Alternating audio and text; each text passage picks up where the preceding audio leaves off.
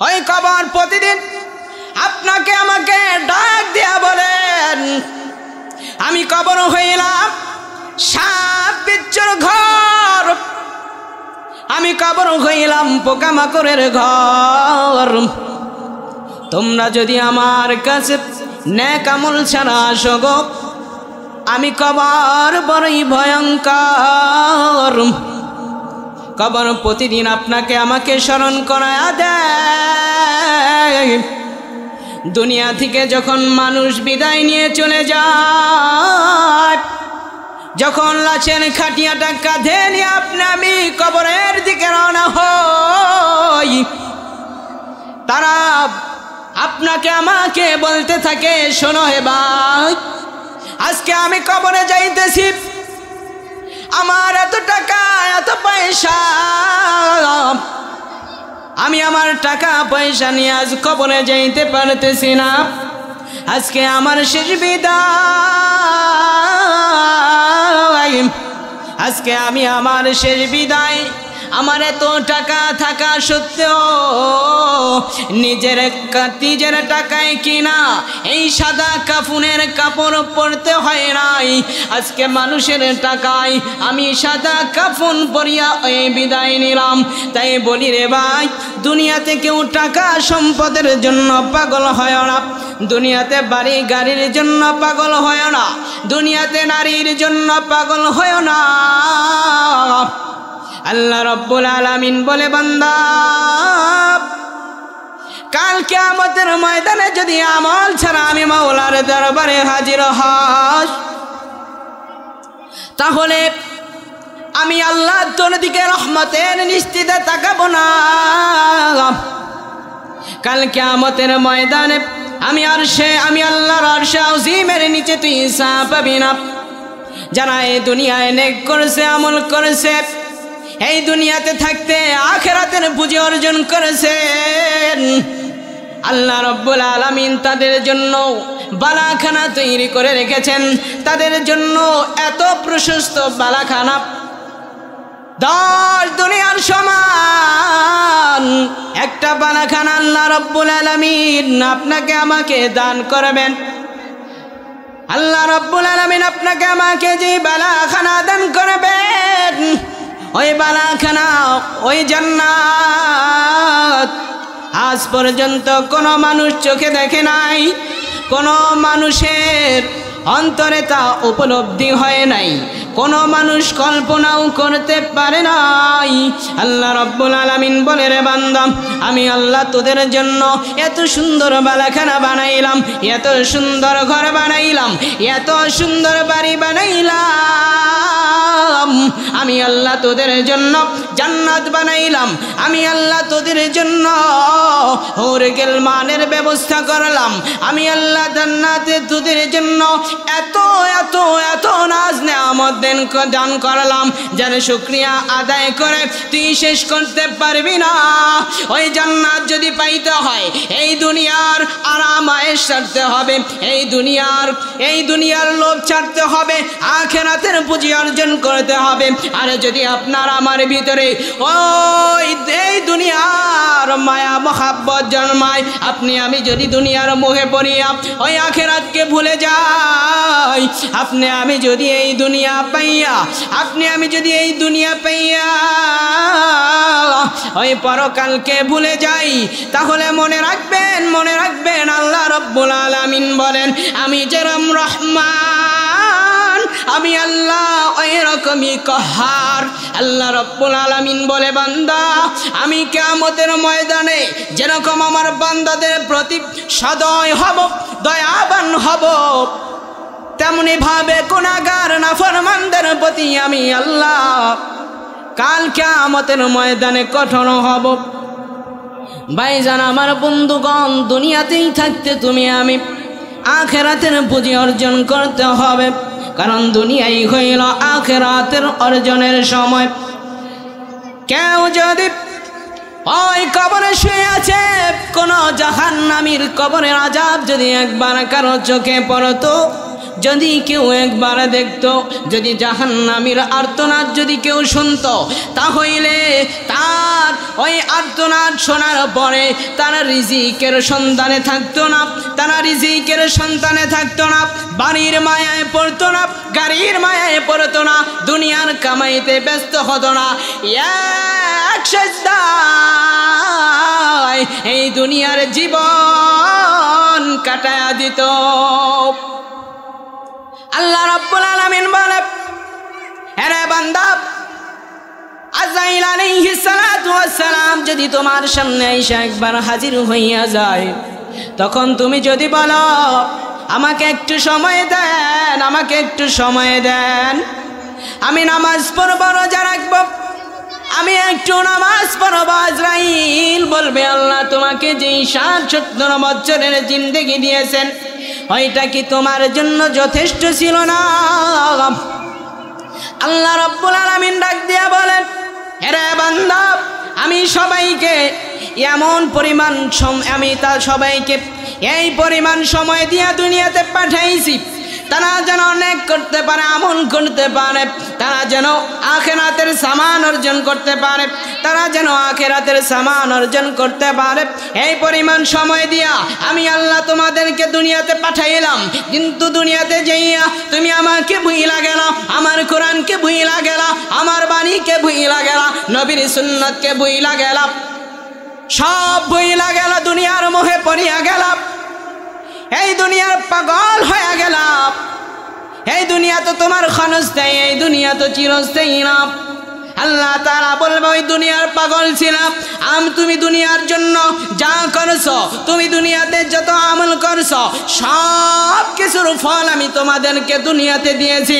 আর যারা দুনিয়াকে বর্জন করেছে, দুনিয়াকে ছেড়ে দিছে, আমি আল্লাহর জন্য, আমি আল্লাহর জন্য তারা আমল করেছে, রোজা রাখছে, হজ করেছে, যাকাত করেছে, আমি আল্লাহ তাদের জন্য এক বালাখানা তৈরি কইরা দিছি। আর তোমরা যারা ওই দুনিয়াকে ভালোবাসো, তাদের জন্য আমি আল্লাহ এমন আযাবের ব্যবস্থা করেছি, এমন আযাবের ব্যবস্থা করেছি, যে আযাব আজ পর্যন্ত দুনিয়ার কোনো মানুষ দেখে নাই।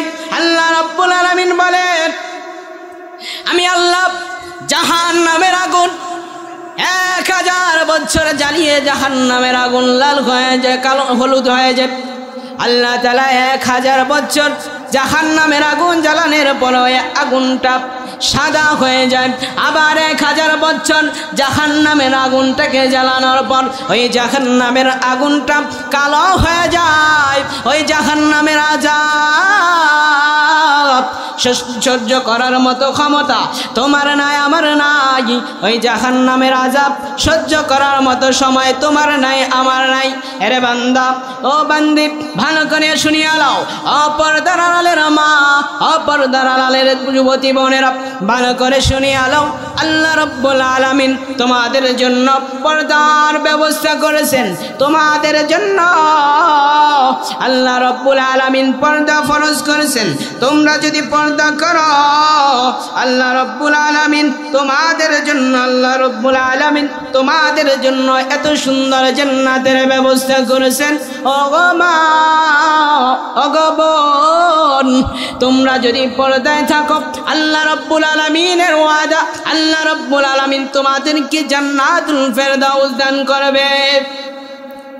আমার সোনার মা বোনেরা, শোনো দিয়া মন, নারী হয়ে জন্ম তোমার পর্দার প্রয়োজন। আমার সোনার মা বোনেরা, শোনো দিয়া মন, নারী হয়ে জন্ম তোমার পর্দা প্রয়োজন। পর্দা হলো দিনের বিধান মেনে চলো তাই, পর্দা হলো দিনের বিধান মেনে চলো তাই। পর্দা ছাড়া চললে নারীর কোনো মূল্য নাই, পর্দা ছাড়া চললে নারীর কোনো মূল্য নাই। মেয়েরা যে মায়ের জাতি, কত যে সম্মান, মেয়েরা যে মায়ের জাতি, কত যে সম্মান। পর্দা ছাড়া আজ নারী হচ্ছে অপমান। পত্রিকারি পাতা খুললে প্রায় দেখা যায়, পত্রিকারি পাতা খুললে প্রায় দেখা যায়, এসিড নিক্ষেপ নারী ধর্ষণ এসব খবর রয়, এসিড নিক্ষেপ নারী ধর্ষণ এসব খবর রয়। পর্দা করে চললে নারী পাবে সবার শ্রদ্ধা, শয়তানেরই পোশাকে ছেড়ে করো দিনের পর্দা, শয়তানেরই পোশাকে ছেড়ে করো দিনের পর্দা। যারা পর্দা করে, যারা আল্লাহর হুকুম মেনে চলে, যারা স্বামীর অবাধ্য হয় না, আল্লাহ রাব্বুল আলামিন তাদেরকে ঘোষণা দিয়েছেন তাদের জন্য জান্নাতের ব্যবস্থা আছে। তাদেরকে আল্লাহ রাব্বুল আলামিন এত সুন্দর জান্নাত দান করবেন, যেই জান্নাতের ভিতরে এত নাজ নেয়ামত দ্বারা ভরপুর আল্লাহ রাব্বুল আলামিন করে রাখছেন, যেই নেয়ামতের শুরু আছে কোনো শেষ নাই। কারণ আমার মায়ে বোনেরা, আপনাদেরকে অনুরোধ করে বলছি, আপনারা পর্দার খেলাপ করবেন না, আপনারা পর্দা করবেন। কারণ আল্লাহ রাব্বুল আলামিন আপনাদের জন্য পর্দা ফরজ করেছেন। আল্লাহ তাআলার এক বান্দি নামাজ পড়তো, রোজা রাখতো, পর্দা করতো, কোনো সময় পর্দার খেলাপ করতো না। হঠাৎ করে একদিন তার স্বামী এই দুনিয়া থেকে ইন্তেকাল করে পরকালে চলে যায়। কিছুদিন যখন তার ঘর সংসার চলল, তারপরে তার ঘরে উপার্জন করার মতো কেউ নাই। তার সন্তানদেরকে খাওয়াতে হবে, পড়াতে হবে, এই চিন্তায় বাড়ি থেকে বের হয়ে গেল। মানুষের বাড়িতে পর্দার সহিত কাজ করতে শুরু করলো। হঠাৎ একদিন আল্লাহর বান্দি অসুস্থ হয়ে পড়ল, কাজ করার কোনো ক্ষমতা নাই। পাশের বাড়ি এক ধনীর কাছে যেয়ে বলল, আপনি যদি আমাকে কিছু টাকা পয়সা দিতেন, আমি আমার সন্তানদেরকে খাওয়াতাম, আবার আমি যখন সুস্থ হয়ে যাব তখন আমি আপনার এই টাকা পরিশোধ করে দিব। ওই মহিলা ছিল অত্যন্ত পর্দানিশীল মহিলা, অত্যন্ত সুন্দরী, অত্যন্ত গুণবতী। ওই মহিলাকে ওই সুযোগ পেয়ে ওই ধনী লোকটা কুপ্রস্তাব দিয়ে বসল। তখন একবার সন্তানের দিকে তাকায় আর আল্লাহকে ডাক দিয়া বলে, আল্লাহ আপনি আমাকে কোন পরীক্ষার মধ্যে ফেলাইলেন?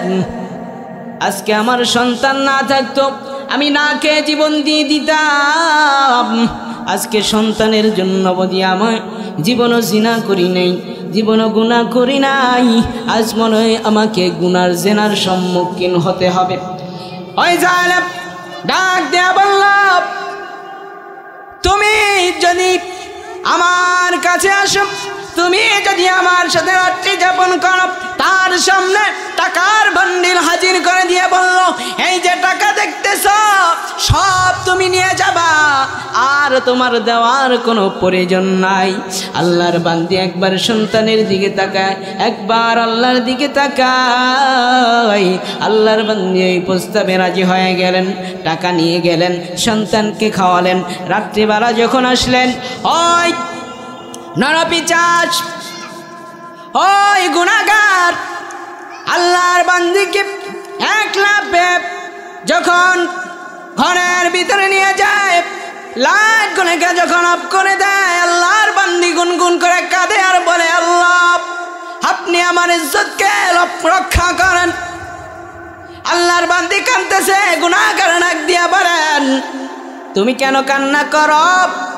বলে, আমার ভয় হয় এই জিনার কারণে জানি আল্লাহ আমাকে জাহান্নাম দান করে, জীবনে কোনো গুনাহ করি নাই। ওই গুনাহগার ডাক দিয়া বলে, তুমি জীবনে কোনো গুনাহ করো নাই, এই সামান্য একটা গুনার জন্য তোমার এত ভয়? আমার তো এমন কোনো দিন নাই মুহূর্তে আমি গুনাহ করি নাই, এমন কোন রাত নাই যে আমি খারাপ কাজ করি নাই, জিনা করি নাই। তোমার যদি এই কাজের জন্য এত আফসোস হয়, এত ভয় হয়, তাহলে আমার তো আরো বেশি ভয় হওয়ার কথা। যাও যাও যাও, তোমাকে মুক্ত করে দিলাম, যাও। তুমি যেই টাকা নিলা ওই টাকা আর ফেরত দিতে হবে না। ওই লোকটা ঈমান আনার জন্য পাগল হয়ে গেলেন, ঈমান আনলেন। এবার আল্লাহ রব্বুল আলামিন থেকে জান্নাতের মেহমান বানায় নিলেন। ওই আল্লাহর বান্দা ওই বান্দিকে মুক্ত করে দিলেন, ইসলামের পথে ধাবিত হলেন। আজকে গুনাহগার থেকে মুস্তারাব, হিন্দু মুশরিক থেকে মুসলমান হইতেছে, তাদের ইসলামের প্রতি এত মহব্বত। আপনি আমি আল্লাহর কাছে দরখাস্ত করলাম না, আপনি আমি আল্লাহর কাছে দরখাস্ত করলাম না, আল্লাহর কাছে কোনো মেসেজ দিলাম না। আল্লাহ রাব্বুল আলামিন আপনাকে আমাকে মুসলমান বানিয়ে পাঠাইছেন, শুকরিয়া নাই। আপনি আমি নামাজ পড়ি না, রোজা রাখি না, যাকাত দেওয়ার সামর্থ্য আছে, যাকাত দেই না, কিন্তু যারা মুসলমান হয়েছে সাহাবা একরামের দিকে তাকান, তারা যদিও কাফের থেকে মুসলমান হয়েছে, তারা আল্লাহর নবীকে এত পরিমাণ ভালোবাসছে, তারা আল্লাহর রাসূলকে এত পরিমাণ ভালোবাসছে, যারা তাই জন্য আল্লাহ রব্বুল আলামিন তাদেরকে দুনিয়াতেই জান্নাতের সার্টিফিকেট দিয়েছেন। আজকে আপনার আমার ভিতরে দুনিয়ার লোভ এসে গেছে, আপনার আমার ভিতরে দুনিয়ার লোভ এসে গেছে, নারীর লোভ এসে গেছে, গাড়ির লোভ এসে গেছে, এই জন্য ক্ষমতার লোভ এসে গেছে, এই জন্য আপনি আমি ইসলামের পক্ষে কথা বলতে পারি না, আপনি আমি ইসলামের পক্ষে কথা বলতে পারি না। ওলামায়ে কেরাম ইসলামের পক্ষে কথা বলে, আমরা তাদেরকে বাধা দেই। ওলামায়ে কেরাম ইসলামের পক্ষে কথা বলে, হকের কথা বলে। আজকে যারা ওই হক কথার উপর, যারা ওই হক কথাকে বাধা দিতে যায়, তাদেরকে ভালো করে বলি, শুনে নাও, আজকে যদি ওলামায়ে কেরামকে বাধা দাও, আজকে যদি মাহফিল মঞ্চে বাধা দাও, আজকে যদি দ্বীনি কোনো সম্মেলনে তোমরা বাধা দাও, শুনে রাখো, কাল কিয়ামতের ময়দানে আল্লাহ রাব্বুল আলামিন বলে, তোদের জন্য আমি আল্লাহ এমন আযাবের ব্যবস্থা করেছি, এমন আযাবের ব্যবস্থা করেছি, ওই দিন কেঁদেও কোনো কুল পাবি না, ওই দিন কেঁদেও কোনো কুল পাবি না। তাই বলে আপনারা যারা দুনিয়ার মোহে পড়েছেন, দুনিয়ার মায়ায় আছেন, ভালো করে শুনে নেন।